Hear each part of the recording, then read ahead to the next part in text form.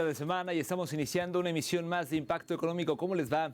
Bienvenidas, bienvenidos. Estamos arrancando y por supuesto para nosotros, para todo este gran equipo, es un placer poder informarles. Vamos a iniciar con los titulares de esta emisión.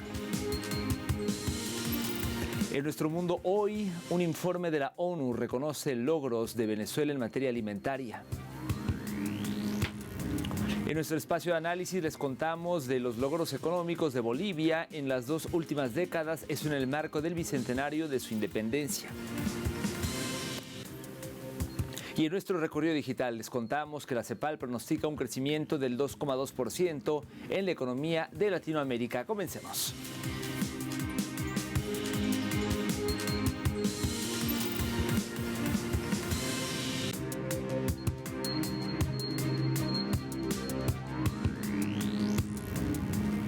Momento de entrar al detalle de la información. Comenzamos con el informe de la ONU que reconoce logros de Venezuela en materia alimentaria. A pesar de las sanciones ilegales que intentaron detener el avance del país, negándole el acceso a medicinas, fertilizantes y recursos a la nación bolivariana, que actualmente asegura el derecho a la alimentación con justicia y soberanía. Más detalles en el siguiente material.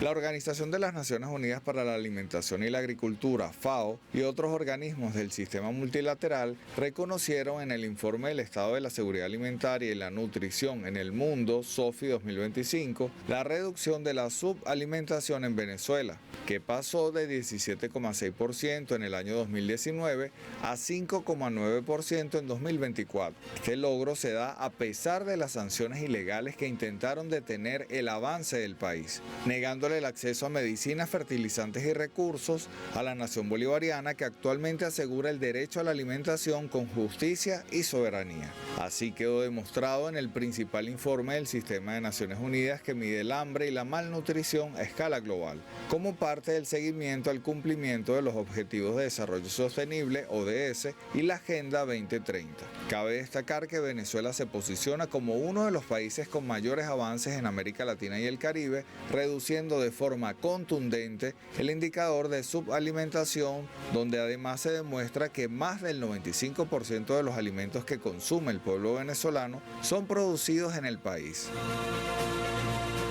Asimismo, como parte de los logros del país en materia de alimentación, se cosecharon más de 22 millones de toneladas de alimentos en 2024. La desnutrición infantil en menores de 5 años descendió a 1,2% y la lactancia materna exclusiva superó el 70%, ubicando a Venezuela en el número 1 en la región, por encima del valor recomendado por la ONU de 50%.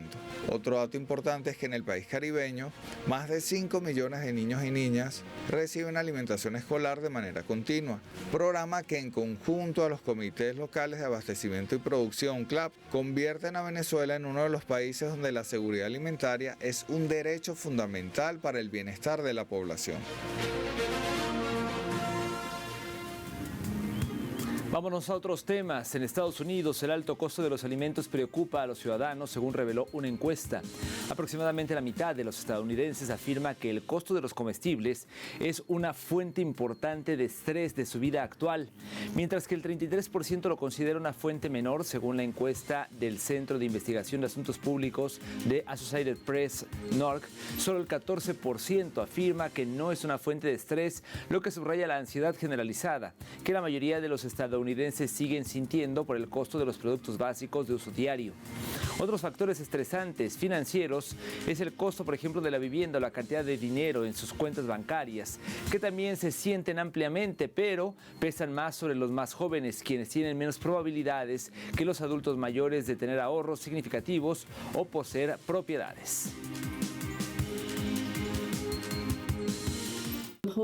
A medida que los precios continúan aumentando y continúa la incertidumbre económica generalizada sobre los aranceles del presidente Donald Trump, una nueva encuesta de Abernor encuentra que los problemas del costo de vida son lo más importante para los estadounidenses comunes, y muchos informan que los costos son una fuente importante de estrés en sus vidas. Trato de evitar lo negativo y mantenerme en lo positivo, pero es muy difícil, especialmente especialmente cuando vas a la tienda a comprar algo de comer y no puedes conseguir nada para comer. Es ridículo. Los precios parecen subir cada semana, cada mes, pero cada vez que vengo veo la diferencia en el precio, especialmente las frutas. El costo me está matando. En lugar de ahorrar dinero en mi cuenta bancaria, lo estoy usando para adquirir comida. Y es que la economía estadounidense presenta indicios de profundos desafíos estructurales que van mucho más allá de las fluctuaciones cíclicas típicas, según un experto. El desempleo es bajo, del 4,2%, pero si se incluyen los trabajadores a tiempo parcial que quieren un trabajo a tiempo completo y también a las personas que tienen trabajos que no cumplen con sus estudios, ese número aumenta. La medida U6 al 8% de desempleo, que es bastante alto, pero el verdadero problema es que el 25% de los estadounidenses, ya sea que trabajen a tiempo completo o no, ganan menos de $25,000 al año. No soy muy optimista de que sean tan efímeros como esperaba, que podrían tener motivaciones políticas, que lo son, pero si los dejan en su lugar, el efecto a largo plazo será, en mi opinión, extremadamente perjudicial, no solo para la economía de Estados Unidos y los hogares y consumidores estadounidenses, sino también a nivel internacional y mundial.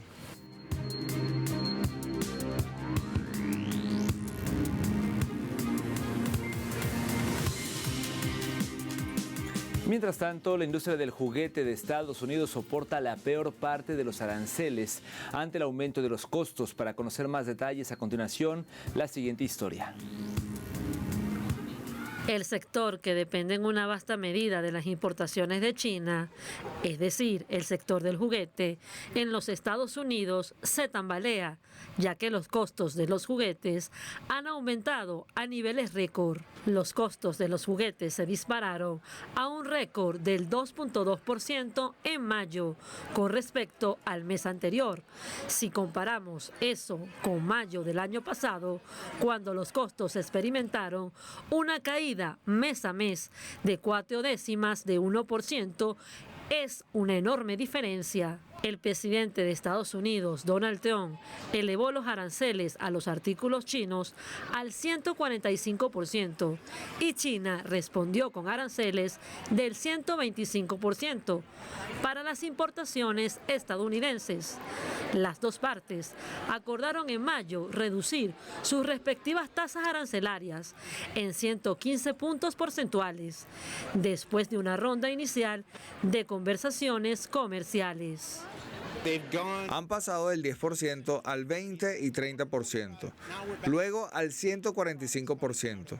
Ahora volvemos al 30% de productos que salen de China. El desafío es que este es un negocio de muy bajo margen, así que los márgenes son estrechos. Entonces, ¿cómo se toma un arancel del 30% y se aplica a un negocio en el que tal vez no se tiene un margen del 30%? Así que hay muchos juegos detrás de escena. Mucho de esto se reduce a que tomas el costo del arancel y lo distribuyes entre el propietario de la propiedad intelectual, luego su socio de fabricación en China y luego tal vez un distribuidor, un minorista. Y al final del día, lo que quede, los consumidores lo pagarán a un precio más alto. La política del tiempo de juego está pellizcando a los jugadores esenciales, es decir, a las compañías de juguetes estadounidenses. Los productores chinos, algunos de los cuales detuvieron o ralentizaron la producción debido a la falta de demanda, y los consumidores estadounidenses que en última instancia soportan el costo de cualquier aumento forzado.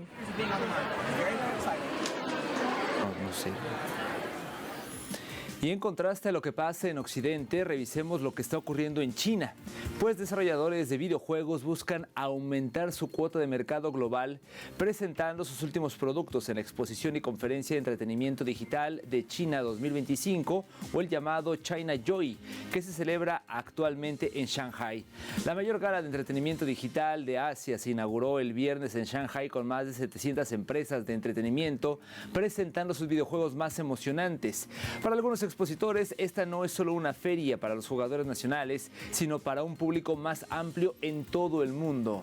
Century Huangtong, con sede en Shanghai, lidera la expansión internacional de los desarrolladores de videojuegos chinos. En 2024, los negocios en el extranjero representaron más de la mitad de sus ingresos.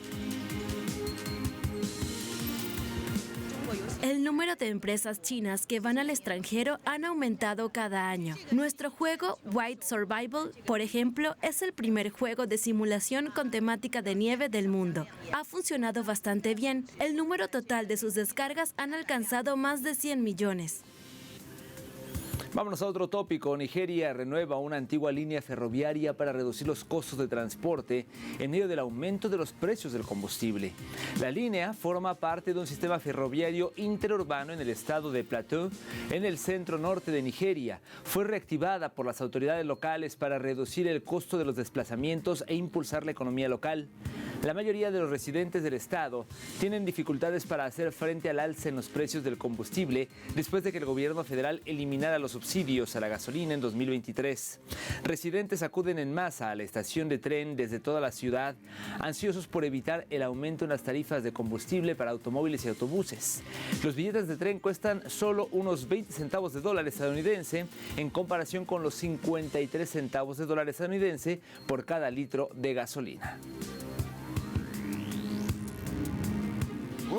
Cuando éramos niños, en la década de 1970 y a principios de la de 1980, los trenes estaban activos, pero después de un tiempo no los vimos en movimiento. No estaban operativos, no hasta hace poco. Y se puede ver que es oportuno porque creemos firmemente que ayudará a las personas en su movilidad, especialmente con la tendencia actual en la que se ha levantado el subsidio al combustible y el costo del transporte se ha vuelto muy difícil. Mire el volumen de pasajeros que transportamos. Un autobús no puede manejarlo, incluso si funciona 10 veces al día. Lanzamos el primer tren desde Bukurú a las 6:50 de la mañana, es decir, a 10 minutos de las 7 de la mañana, y el precio es asequible.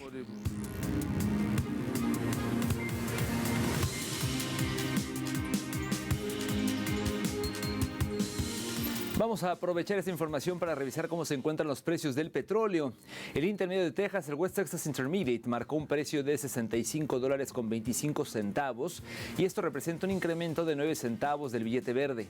El barril del Brent, el de referencia en Europa, se ubicó en $67.66, también subiendo en este caso 2 centavos de dólar, mientras que el crudo promediado por la OPEP marcó un precio de $71.58, en este caso una caída de $2.16.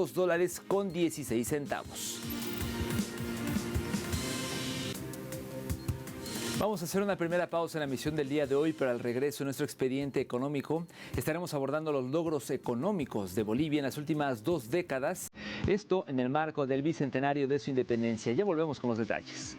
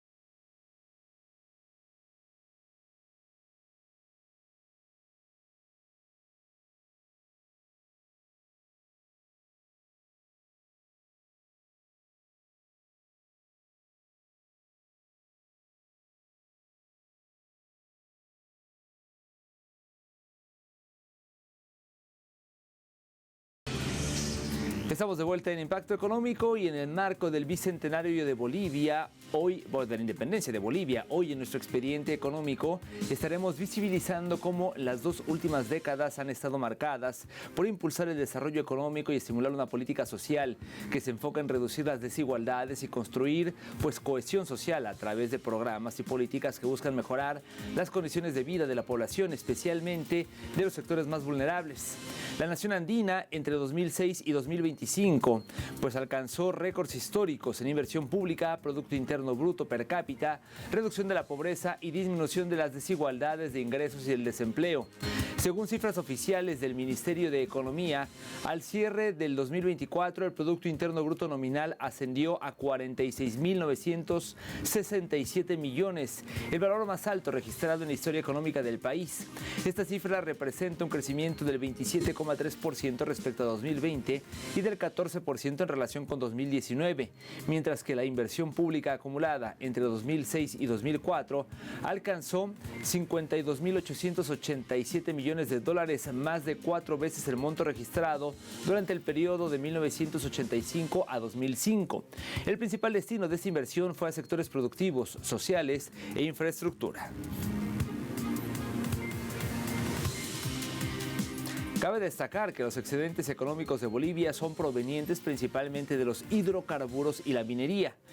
Uno de los hitos clave ha sido la nacionalización de las empresas en 2006, cuando se recuperó el control de hidrocarburos, impulsando ingresos para el Estado y el bienestar social de los bolivianos. Les contamos más en el siguiente material. La nacionalización de yacimientos petrolíferos fiscales bolivianos en el año 2006, mediante el Decreto Supremo 28.701, marcó un giro en la economía boliviana al recuperar el control estatal sobre los hidrocarburos, pues solo por renta petrolera, durante estos 18 años, obtuvo un ingreso histórico acumulado por aproximadamente 50.000 millones de dólares, recursos que benefician al pueblo boliviano. Estos ingresos han estado impulsados principalmente por exportaciones de gas, y los mismos han favorecido de forma directa el crecimiento, contribución y desarrollo de los diferentes programas y proyectos de cobertura de salud, educación, vivienda, empleo y diversificación productiva que mejora la calidad de vida de las familias bolivianas. Y en este sentido, cabe destacar que el acceso al gas natural creció 4,3 millones de metros cúbicos por día, beneficiando a 1,7 millones de personas con conexiones domiciliarias desde el 2006. En la actualidad, Bolivia cuenta con más de 20 millones de toneladas métricas de recursos de litio en el salar de Uyuni, en la provincia de Potosí.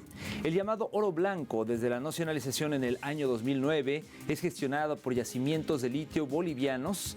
En su plena soberanía, el país ha buscado no solo extraer litio, sino industrializarlo para producir carbonato de litio, cloruro de potasio y eventualmente baterías de ion litio. Cabe destacar que en 2024 la estatal Yacimientos de Litios Bolivianos generó ingresos por más de 258 millones de bolivianos por la comercialización de productos del salar a destinos marcados de Europa, Asia, América Latina, entre algunos otros. Su inclusión en el catálogo de oferta exportable abre nuevas oportunidades para ampliar la presencia de estos productos en otros mercados internacionales. En el marco del bicentenario, el litio se presenta como una herramienta para diversificar la economía, reducir la dependencia del gas natural y así consolidar la soberanía económica. Y ya para finalizar, les contamos que en el marco del Bicentenario de Bolivia, el Banco Central presta un billete, moneda y el libro, el billete, el libro y la moneda oficial del Bicentenario. Revisemos lo que reseña la casa. Serán 13 millones de monedas de 2 bolivianos con valor legal y marca del Bicentenario, las cuales entraron en circulación desde este lunes 4 de agosto a lo largo de todo el país. A la par, presentaron el billete de 200 bolivianos. La población tendrá la posibilidad de canjear monedas comunes por las nuevas.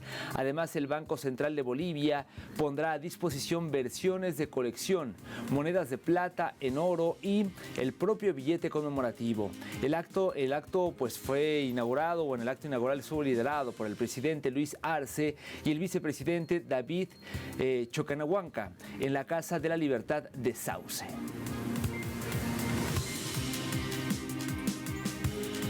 Permítanos hacer una segunda pausa y al regreso de nuestro recorrido digital les contamos cómo la CEPAL pronostica un crecimiento de 2,2% en la economía de Latinoamérica. Ya volvemos.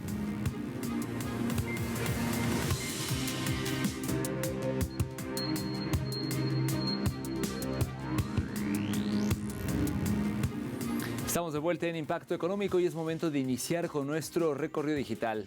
Lo hacemos con la agencia Xinhua en español que titula Economía de América Latina y el Caribe crecerá 2,2% en 2025, estima CEPAL. De acuerdo con esta información, en la nueva edición de su informe anual Estudio Económico de América Latina y el Caribe 2025, movilización de recursos para el financiamiento del desarrollo, el ente advirtió que Latinoamérica y el Caribe se encuentran sumidos en un prolongado periodo de bajo crecimiento.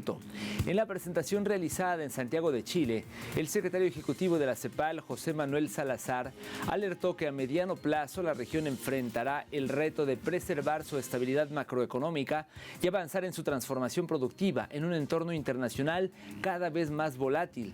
Asimismo, la entidad afirmó que el panorama económico para esos años estará marcado por un menor dinamismo de la demanda agregada interna, en particular por la desaceleración del consumo privado, mientras que a nivel mundial se modera el crecimiento.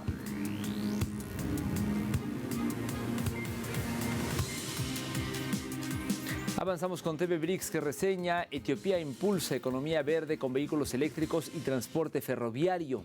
El despliegue de vehículos eléctricos en el sector transporte forma parte de las medidas estratégicas con iniciativas como el ensamblaje local de la instalación de estaciones de carga públicas y la expansión de flotas eléctricas en distintas ciudades, incluidas Addis Abeba y otras zonas regionales. Expertos en cambio climático explicaron que el país está aplicando activamente estándares internacionales de descarbonización y se ratifican los esfuerzos nacionales por reducir las emisiones de gases y efecto invernadero y fomentar la sostenibilidad ecológica. Estas acciones conjuntas reflejan el compromiso del gobierno etíope con la construcción de una economía verde y resiliente al clima, al tiempo que promueven ciudades más saludables y disminuyen los costos energéticos del país. Y para cerrar nuestro recorrido digital lo hacemos con Hispan TV, que nos muestra en su titular: Rusia arremete en contra de Estados Unidos por medidas arancelarias al sur global. La portavoz del Ministerio de Asuntos Exteriores de Rusia, María Zaharova, afirmó el lunes durante una conferencia de prensa que el endurecimiento de la política arancelaria por parte de Estados Unidos en contra de los países del sur global vulnera la soberanía de estas naciones, al señalar que el gobierno estadounidense no acepta la pérdida de hegemonía en el emergente orden mundial multipolar y sigue aplicando políticas neocoloniales en contra de quienes se niegan a someter en la arena internacional. Zaharova declaró: las sanciones y restricciones son una lamentable realidad de la etapa histórica actual que afecta al mundo entero. En ese sentido, anunció que su país está dispuesto a incrementar la cooperación con ellos para contrarrestar la presión de las sanciones unilaterales ilegales y fomentar un orden mundial verdaderamente multilateral, justo e igualitario.